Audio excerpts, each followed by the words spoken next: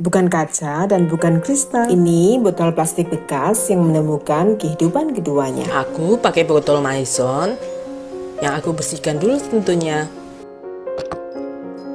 Lalu aku potong seperti yang ada di video.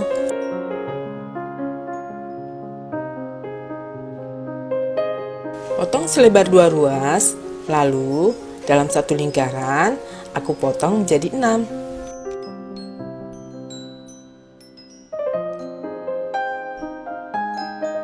Lalu masing-masing aku potong menjadi kelopak bunga seperti ini.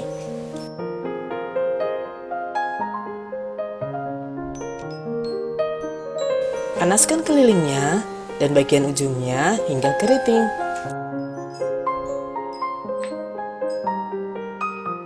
Lalu untuk putiknya aku gunakan potongan botol plastik memanjang dengan lebar sekitar 1 cm.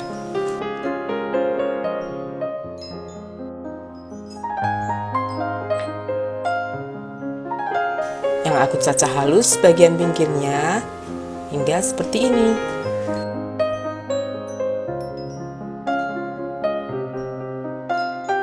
Lalu bagian ujungnya aku panasi.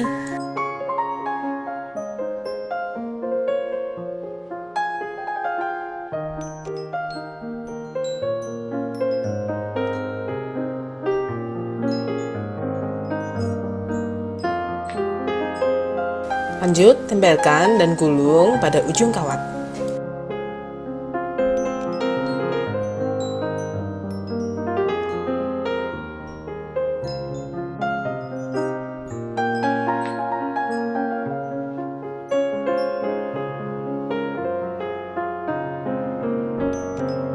Setelah tergulung rapi, tempelkan kelopaknya satu persatu menggunakan lem lilin.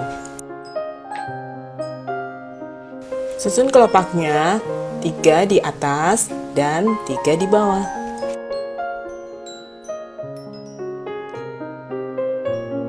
Cantik seperti bunga kristal ya teman-teman. Dari botol bekas menjadi bunga cantik seperti kristal. Jadi keindahan tak selalu harus mahal kan? Kadang ia lahir dari sesuatu yang sering kita abaikan.